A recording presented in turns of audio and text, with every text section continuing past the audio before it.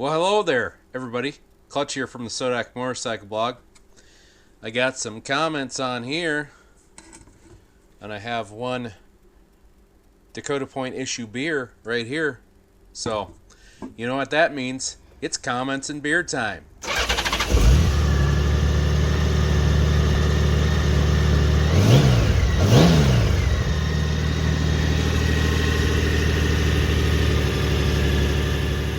Welcome back again, everybody, to the Sodak Motorcycle Blog for another edition of Comments Beer, the monthly show where we take comments from YouTube and we talk about them while drinking a beer.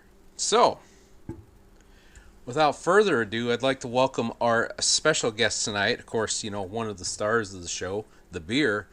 And tonight's beer comes to us from Dakota Point Brewing. It is called a Short Trek IPA, 5.9% alcohol. You can see it right there from, once again, Dakota Point Brewing Company, located in Rapid City. So, for those of you that don't know, one big part of comments and beer as well, the beer portion. Well, if we're going to be featuring beer on this episode, we got a pretty robust craft beer scene up here in South Dakota now, so I figure why not showcase local beers. So, let's go and get this thing cracked. Maybe. Good crowler. Alright, there we go. First sip down. Like I said, it's Short Trek APA. I mean, I said IPA, but it's actually an APA. And actually, as far as my beers go, don't get me wrong, I love IPAs. Actually, so for me, the beers I like the most are APAs. APAs are by far my favorite. Although I love me some IPAs, and I would say Oktoberfest is probably pretty close to number 2.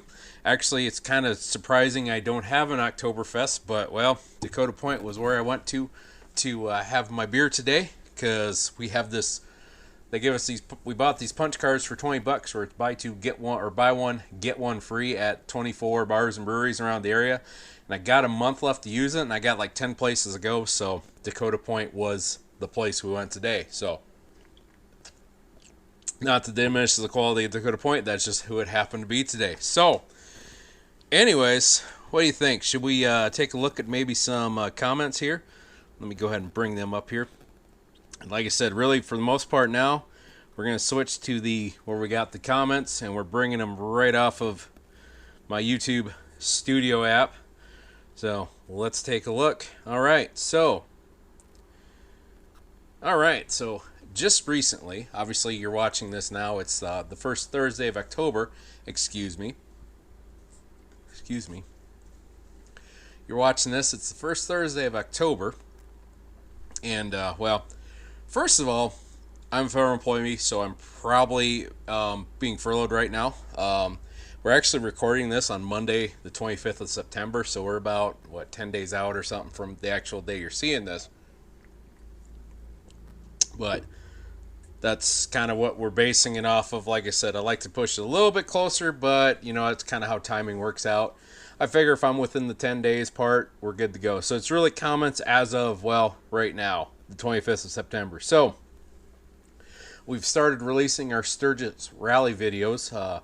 So, our first video dropped, which would have been last Thursday, for our Sturgis Rally Day 1. We actually went up to Devil's Tower. And the name of the video is Devil's Tower Sturgis Rally 2023 Day 1. So, comment from Mrs. Living Dead, great video. And also from the Z-Man Z28, love the ride out to Devil's Tower. Well, first of all, thank you for your kind comments there, Mrs. Living Dead, for the video. I'm glad that you did like it.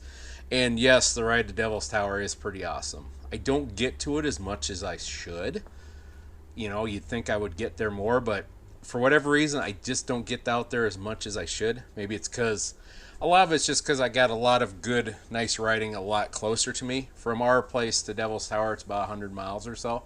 So it's a good day jaunt, and it's a fun day jaunt, and it's a fun ride to make. Plus, there's that whole other issue of sometimes when you're running out that way, you'll deal a little bit with weather. Also, you'll deal with a lot of wind sometimes. So you kind of got to, pick and choose when you go to Devil's Tower. But Sturgis Rally that day. It was a great day to go. So, what else we got for a comment? So we got from Amsoil Waste of Money, which is still drawing views, still my best watched video. And this one is actually not a comment you would think. It's from Adrian Robinson 7953, and it says, "My birthday, September 2nd, LOL." So I'm guessing that was the day I actually did the oil change on that.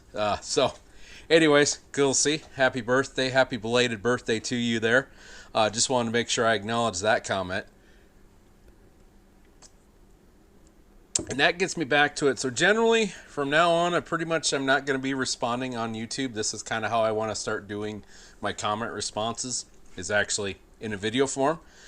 So if I'm not replying to your comments right away, like I said, don't be offended. I'm actually really terrible at responding to the comments. That's part of the reason why I started doing this as well. So, all right, more comments. So, from In the Garage, GL1500A mute switch, another video which, when I put it out, did not think it was going to get the kind of views, and I looked at it today, it's at 1.5 thousand views, which for me, it's a little random mute switch on a GL1500. It's a pretty specialized video, and it's one of my better videos. It's still drawing comments to this day. So, this is from Rosario Roberto 5823.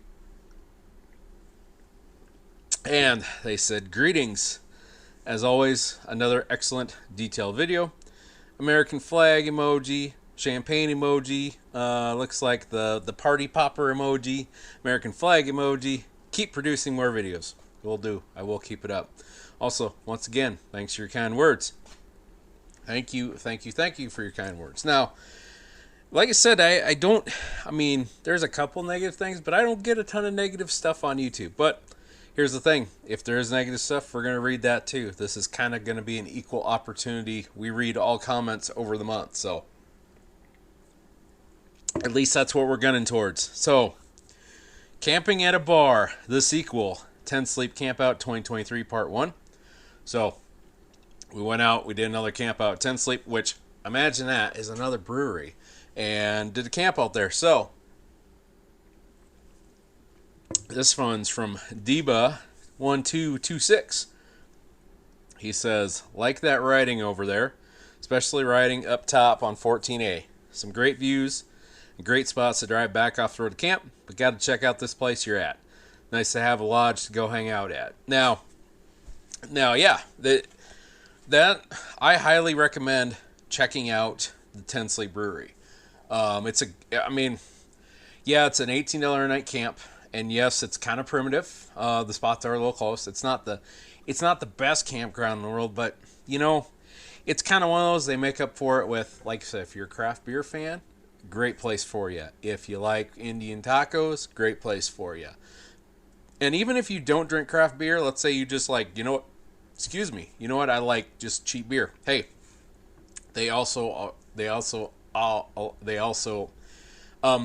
offer Pabst Blue Ribbon in a can. So if you don't want a craft beer, you got that. It's something. And like I said, go there for the craft beer, stay for the Indian tacos, and spend yourself a night there. It's, like I said, it was $18 a night, $3 for a shower. Although you can go, ride dirty and just go take a shower without paying them. Although, come on, man. It's $3. Give them the $3. It doesn't kill you. But, it is what it is. Whatever. I'm not going to worry about it. But either way, I highly recommend it. It's right off 14A. It is, it's not, take that back. It's not actually 14. It's actually just straight up Highway 14. Highway 16. Let me back up a little bit. So Highway 16 is the one that goes through 10 Sleep. So at 10 Sleep, basically, it's about 70 miles to the west of Buffalo, Wyoming, just up over the pass. And it's about 20 miles to the east of Warland. And like I said, it's kind of in the middle of nowhere. But, I tell you what, it's a good place to camp. And if you're on your way to Yellowstone going that way, you know what? You're not going to find much cheaper camping that's actually in kind of a campground than that, unless you're boondocking somewhere, unless you're staying at Forest Service campground. The other thing I will say about that campground is usually they've got availability. Like every time I've been through there, there's usually at least 4 or 5 sites that are still available. Granted, if there's an event going on, something like that, they probably aren't. But normal weekend, like I think there was like 6 or 7 spots that were available when we were there. So, like I said, check them out if you're going through there. And like I said, the reason I like them is because you can just go and camp out, and you can go drink craft beer, and you can eat, and you really don't need to leave the place. All right, so we got another one from Deba1226 from my video Down on the Farm. And for those of you who don't remember, back in July, got a call from, and I helped my dad quite a bit, but got a call from my dad that he needed some hay moving help over the weekend. So I went back and I helped him out for the weekend, and basically took the motorcycle and I recorded the ride out, recorded parts of the ride out, the ride back, and some videos of me working around the place. It wasn't the most, popular video, but I was really happy with that video. It was a good video, just show you kind of where I came from in the world. But anyways, he says, great video out working on the farm. Takes me back to my roots, disking all afternoon up in the cab of the tractor at 12 years old. Something just really good about an upbringing like that. So, now I will say this, I wasn't running a tractor till I was probably, I want to say I was 13. I think it was right before I started driving I got turned loose. And they didn't turn me out loose disking for a while. They started me out with the bale fork on the back and the tractor, and that was it.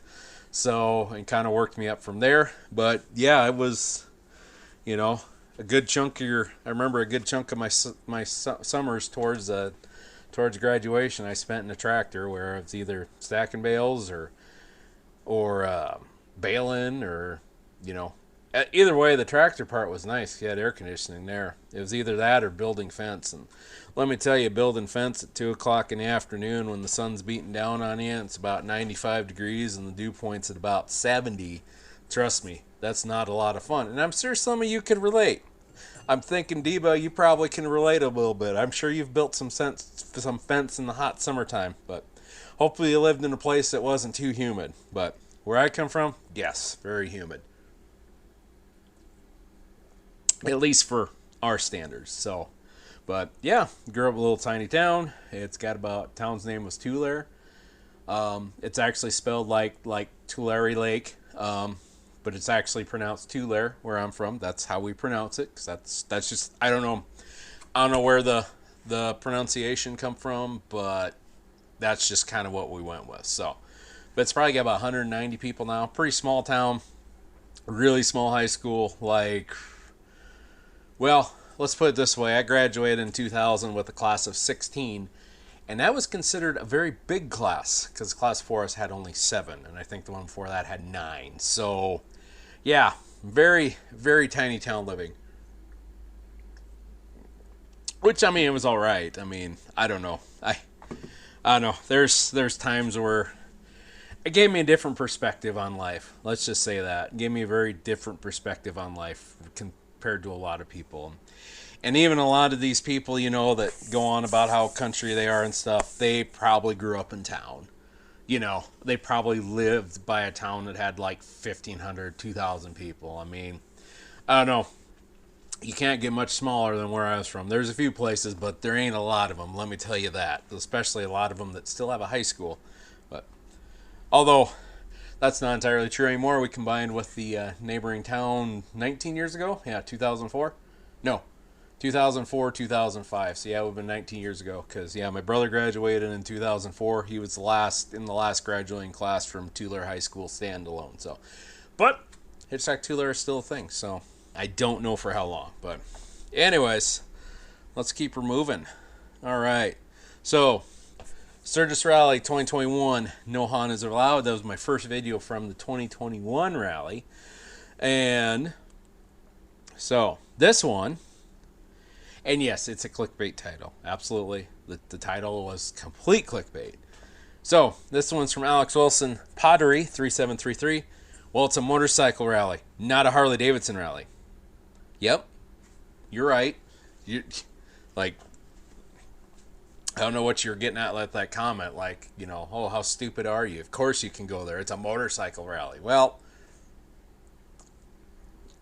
let me tell you something about that. So, The Harley Davidson thing, it is a thing there because, well, if you walk around Sturgis, about 3/4 of the bikes there are Harley Davidsons. Now every other brand's there, plenty of other stuff there, but Harley Davidson's still the predominant king of, well, the Sturgis Motorcycle Rally, and not only Sturgis Motorcycle Rally, but really the United States motorcycle market. So, but it's still, it doesn't mean you can't not go there with a Honda. And plus, you heard the stories, growing up and from the past of the stuff they would do to the non-American motorcycles, which kind of pretty much turned into, well, not Harleys, because at one point Harley was about the only thing going for American motorcycles. So, and Honda's kind of the first thing that gets thought of, Honda, Yamaha, all them. So, yeah.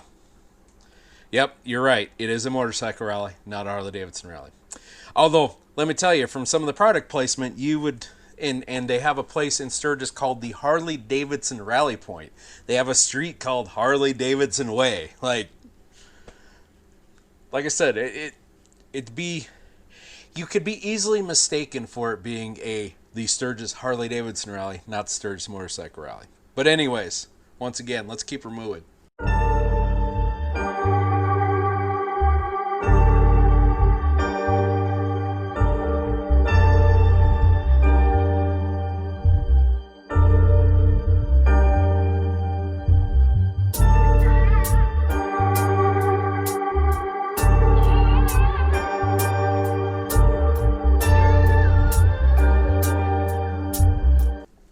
Thank you for allowing me that gratuitous beer drinking moment. Anyways, all right, so had another video from this year called Remember the Fuses Colorado Trip 2023 Part 1. Let me put it this way. Why don't you go check out that video if you're wondering why I titled it Remember the Fuses. That's all I'm going to say on that. But anyways, another one from Deba1226, which he comments on quite a lot of my videos, so I thank you for being such an ardent supporter of the blog. So, Clutch, Salida, just outside Ponca Springs, just as you turn west towards Monarch Pass. There was hopefully still there, in parentheses, a rustic mom-and-pop, authentic Mexican food restaurant on the left called Tony's. The whole family works there. We sat at a table out in the front porch, and their smothered in red sauce burritos were off the charts. I nearly needed a nap under a shade tree after lunch before I rode on towards Gunnison. Check it out. So, definitely going to check it out. And honestly, you had me at Mom and Pop because I haven't found a Mom and Pop down there that I've ate at that I didn't like in Colorado. Really, the places I don't like down there are like the chains, the On the Borders and all them other junk ones. Those just suck. But man, just go to, I'd say, pretty much any off-brand, Mexican restaurant down in any mom and pop down in Colorado. It's going to be good. You won't be disappointed. So, and I think it's Colorado and Point South. But yeah, really, really good Mexican food down there. That's for sure. And it's like every town's got like 3 or 4 of them. I think Salida's got 2 or 3. We ate at one of them. I know, like, especially you go to, like, Cortez. I think Cortez has 5 of them, and we ate at, like, 4 of them one trip we made down there, and they were all awesome. But it's kind of nice just to be like, yep, it's going to be great. So, another comment. ePro HODA 1 month ago. Sodak, good, wow, what a, well, masterpiece, see ya, upside down, smiley face. I don't know what you're saying there. I don't think you're. I'm just. I don't know. I feel like you're being sarcastic there, which is okay because I don't think you're complimenting me on my abilities. Because, well, let's be honest. Yeah, when you're tuned in here, and those of you that have been here a while, you know this is, well, you got the most. I don't know, probably novice of semi-novice here. Like, I'm pretty low rent motovlogger, that's for sure. But, hey, some of you still watch, so, I don't know. I must be doing something right. I don't know. Or maybe I'm the only thing on TV. I don't know. Maybe people are just laughing at me. Who knows? All right, so, okay, here's another one. So, from How to Do an Iron Butt Run, Part 3, prepare. This one was done quite a few years ago. And that's part of my Iron Butt series that I did for my when I did my Bun Burner Gold. It's a I can't remember how many are in the series, but it is on a playlist. Go ahead and check it out. Give you some good tips and strategies for how to plan your first iron butt ride. But anyways, on that video, Ernesto Zilberberg 257 at 15:23, my man was flexing his backup skills with goaling. If I try to do that, I lay down the bike, hit both cars, and get some not so minor injury. So, and a couple smiley faces. So, and I'm going to bring the video up here, and yeah, you can see it. It does look like I'm, kind of know what I'm doing. Well, let me tell you a secret on that. So first of all, obviously, plenty of room between. Secondly, my driveway kind of does that little number, so I had grade working with me to get the bike out of there. So I think it would have been a little different story had it been level ground, but and that kind of was, that shot was kind of that video where I'm like, you know what, I want to just, I don't know, I'm going to go out for this ride portion, and I want to show a couple different camera angles of like me leaving the area or something like that. So that's kind of where that shot come from. So I'm glad I impressed you with my skills. All right. Diva 1226, clutches rally plans. Let's get it. We did. All right, sexy legs. Yes, that was the video title, sexy legs. So Debo 1226 again. Nice, you got the drop in on Amsoil Autumn, and that was in that video. We basically went up. He was out here for the Deadwood 3-wheeler rally, and I went up and said hi to him. So Amsoil Autumn, he does. He kind of does a little bit of everything. He does some motovlog. He does some kind of just almost. It's kind of a.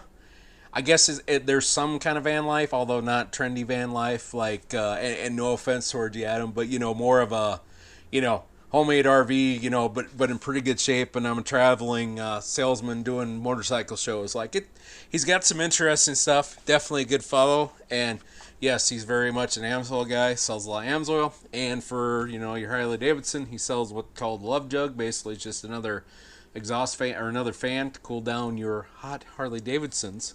So, like I said, definitely give him a check out. Went up there, went and said hi up during the 3-wheel rally, so it was pretty good, pretty cool to see him. So, okay, so let's do a couple more here. So, first of all, another Sturgis Rally 2021, no Hondas allowed. And this one goes, no S, 4-letter type, Harleys please.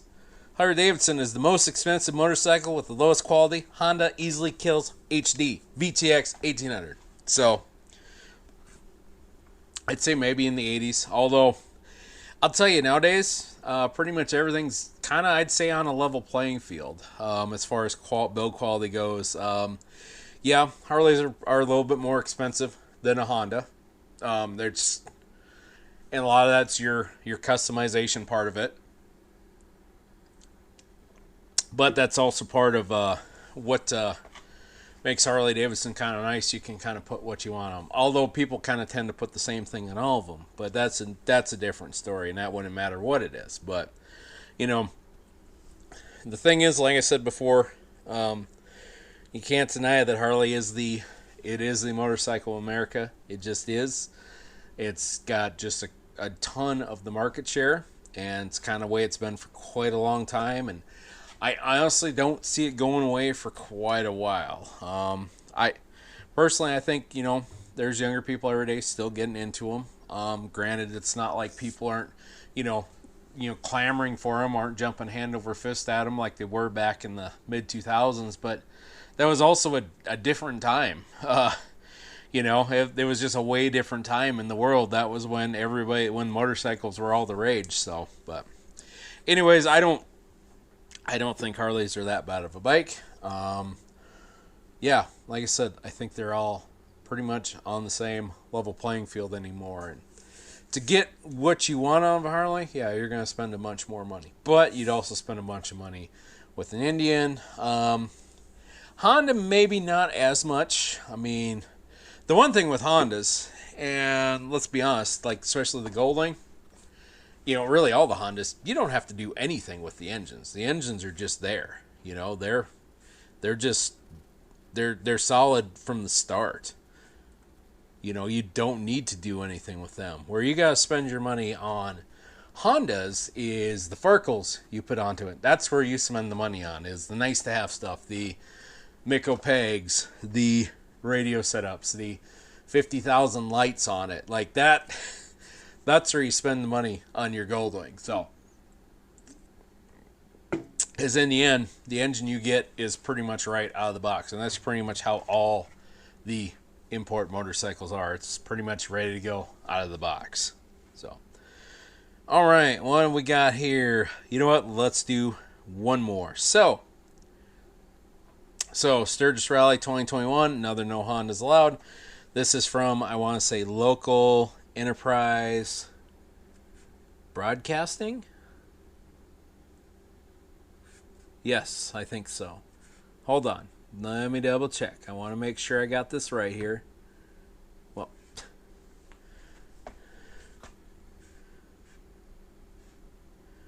yeah, I'm pretty sure that says Local Enterprise Broadcasting. It's cut it off on here, so. And they say, I think Goldwings have always been accepted as Sturgis.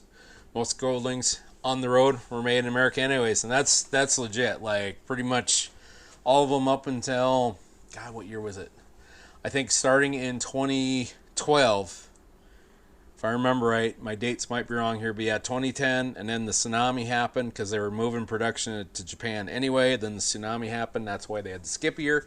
But yeah, pretty much everything new now comes from Japan now, but pre-2010, yes. Goldwings were made in USA in Marysville, Ohio. And let's be honest, the Goldwing is very much an American motorcycle, as in that was kind of what it was built for. And the American market was kind of what made the Goldwing what it was. Because let's be honest, in, Asia and that place, everything's smaller there. Over there they use Goldwings for like tow trucks and stuff. It's almost kind of their workhorse over there, the Goldwings in Asia are, our Ford Super Duties basically. And we're using them as our, everyday riders and our road trip machines. So, but yes, they're very much American made. Yep, profits may have went overseas, but they're probably pretty close neck and neck with all the Americans, about as much as the globally sourced parts where they were made, all that stuff. And yeah, I do think the Goldwings have been kind of accepted. You look back, and I've said this before, you look back at a lot of the old Goldwing or a lot of the old rally videos over the years, and a good chunk of them's pretty much since the 80s. You watch it long enough, you'll see a Goldwing or two in them. So, and I think the reason they were fine in the 80s because they were too heavy to lift, or at least that's the running joke. But yeah, yep, I very much think they're American made. So I think we're going to, I think we'll wrap that up there. We've actually been recording here for quite a while now, so. But anyways, where are we at? Oh, okay. But anyways. So, I don't know if I'm going to do this all the time, but I think I'm going to try to wrap up every episode with kind of a final thought. And, I was thinking about this is probably a good thought, and I think it's because it's the time of year. It's the 25th of September. We're past the solstice now. We're past the equinox now. So it's fall now, and here in the Northern Hemisphere, the days are getting shorter.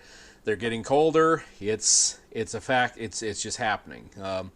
This morning when I went to Plasma, I was kind of mad at myself because I didn't take gloves, because when they take the little finger poke, they like you have your hands warm. Well, my hands were pretty cold this morning, and got thinking, yep, it's coming. It's that time of year.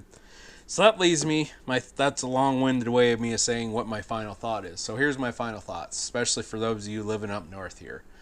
As you all know, the days are numbered. We very much have a very small number of probably good riding days left before the snow sets in. The cold sets in, the ice sets in, the snow plows come out, and they dump their lovely little salt and sand all over the road. that well, make all our pickups and cars, you know, get cancer after about 5 years, basically right away. But anyways, take these next few weeks here. If you got a nice day, take advantage of it. You know, don't try not to leave any good riding days behind if you can avoid it, because like I said, if you don't take advantage now, it's going to be the middle of November and there's going to be 3 feet of snow on the ground and you're going to be kicking yourself and you'll be crying about, dang, I got the fever, blah blah blah. You know, I got, what is it called? You know, I can't remember what the name. Basically, you're having withdrawals because you can't ride your bike. So, like I said, take advantage of the nice weather yet and enjoy it. For those of you in the southern hemisphere, though, well, hey, your riding season's just about to begin. I hope the hell you enjoy the hell out of it. So, but anyways, I think we're going to wrap this video up right here. So, once again, for the Sodak Motorcycle Blog, I'd like to thank you for stopping by. So, first of all, you've been tuned into an episode of Comments and Beer, so featuring comments from YouTube and awesome local beers, like once again this Short Trek IPA from Dakota Point Brewing. So, but this series once again is a monthly series, so we do it every month. Generally try to do it the first Thursday every month, where we go over comments from YouTube and we talk a little bit, and I give you things like the final thought, and you know, I don't make sense for 25 minutes, and well, for those of you who hung around, good for you. But anyways, we do release a weekly video every Thursday night at 7 p.m. Mountain Time, so please go ahead and check that out. Although, when you subscribe, you can hit a bell notification icon that will alert you of future videos, so that way you don't have to remember, hey, at 7 o'clock, I gotta be on, and I gotta check out the Sodak Motorcycle Blog. So, there's a couple ways to make that happen, but if you like this video, please hit the like button. If you dislike the video, hit the dislike button. Please leave a comment, and yes, leave comments. I want all the comments, because frankly, we need some content for this show, and also it's good to see comments. It's good to hear from people all over the country, all around the world, their thoughts on motorcycle things and all that fun stuff. But so, anyways, once again, for the Sodak Motorcycle Blog, I am Clutch, and we will see you later.